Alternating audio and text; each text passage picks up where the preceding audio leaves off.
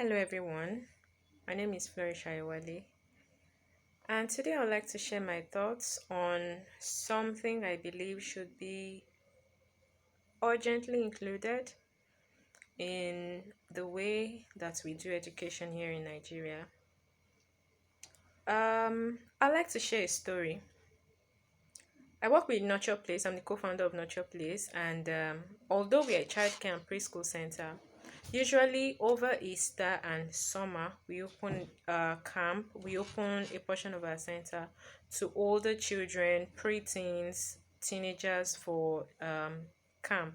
Usually, the emphasis is on STEM, that's science, technology, engineering, and math, and then on leadership, because we believe that those two things are um, key things that children may not, get in school as much as they should and that are important. So, in the Easter of 2018, usually on the first day of camp, we'll tell all the children the roles that are available. Usually, they're about four. So, we'll tell them the roles, the leadership roles that are available, the responsibility attached to each roles, and then the benefits. So this 2018, we ran through everything on the first day of camp. I think they had the second day to campaign, and then the third day was election day. Unknown to us, some of the children, apart from we had a platform for them to express what they were going to do with the roles to the children, which was like sharing their manifesto. But unknown to us, after all the public manifesto thing, some of the children had gone to meet their peers to tell them that you vote for me, I'll give you this portion of the allowance tied to this role. So on the day of election, some of them had even promised Ribena and biscuits and stuff like that. Not even saying I'll do this, I'll do that. So on the day of election, guess what we saw? We saw children as young as 9 and 10 trying to vote twice or even more so that this guy who had promised them lots of stuff could get into this space. At first, it was funny. It really wasn't funny, but we were quite. I know I was quite surprised, to find that at that level. But as I reflect on all that's going on in our nation at this point in time, and you know, with COVID and all, I think as a matter of urgency, we need to incorporate leadership, and not just leadership by mouth. We need to intentionally build in into our programs activities or learning sessions or curriculum that will allow children build capacity for public service, not only for personal prosperity. I think many schools are able to do that quite well. I have been to a number of amazing, amazing, amazing schools, where the owners, the teachers, the parents are doing really beautiful things, empowering the children for personal prosperity. And that is very, very important, very extremely important. We cannot take that away.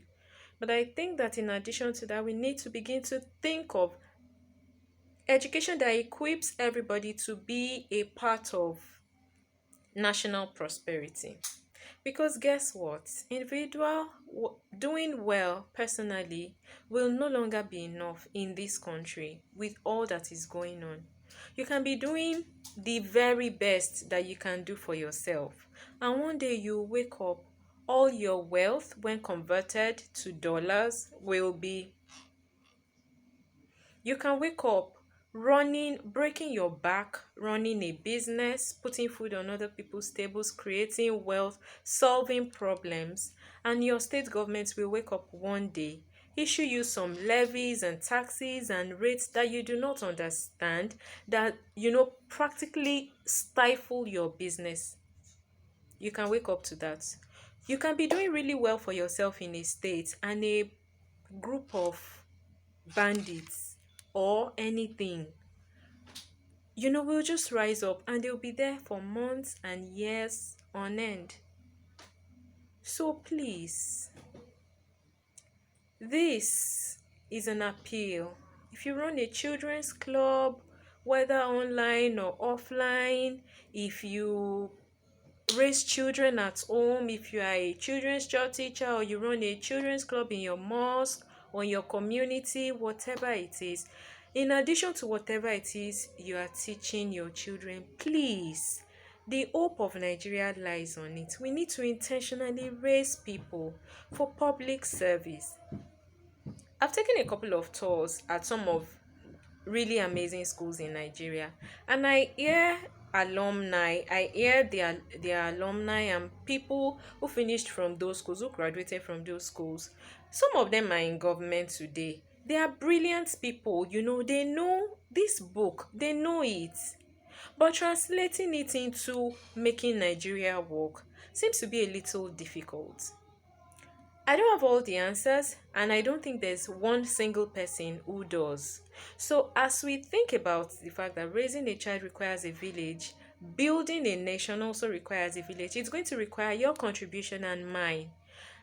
We can no longer settle for my child has passed math, and you know, I think that for the sake of our future, for the sake of this nation, and I don't know about you, but we don't have another one. At the moment, we are raising our children to do really well in other countries. But that should be an option.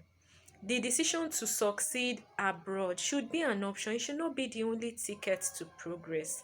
So please, whatever space you're in, if you relate with children at whatever age, begin to intentionally, build a curriculum or a program that helps them build values. There's a lot to be said about the caliber of adults that we have these days, but maybe the children are our hope, and maybe there's something we can do to remedy or to build them up in the way that, you know, leaders should be built.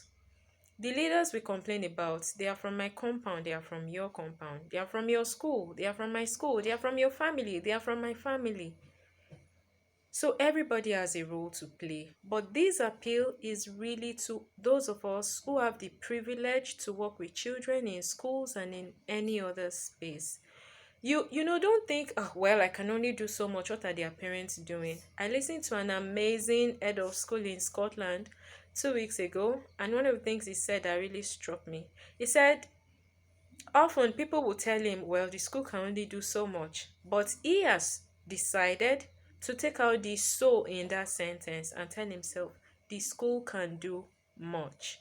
You can do a lot, I can do a lot. We need to intentionally raise children for excellence in public service, whether as civil servants, in the private sector, in any leadership capacity whatsoever. We need to help our children to begin to learn that success is not only about your personal success, it's a communal thing. And communal success helps your personal success last longer. If you live in systems that do not work, you are going to do double the work to make a headway, like triple or quadruple the work to make a headway, and sustaining it is really a function of an Hail Mary. So please, whatever space that you find yourself in, let's all begin to work towards raising children who can help us build this country, who can help us repair our systems. We will do our bit. We'll do our bit to make it a little bit better before them. But let's also prepare them. So whatever it is that we have done, they will be building on that. Thank you very much for listening. I believe you can start with 3 things: about competence, ability to solve problems; about character. Character helps you reduce corruption to a very, very minimal extent. And importantly, a culture that has value for human life. That is a major starting point. So thank you for listening. I hope this helps. I hope you take this away and do amazing things in the space that you work in. Thank you. Have a blessed day.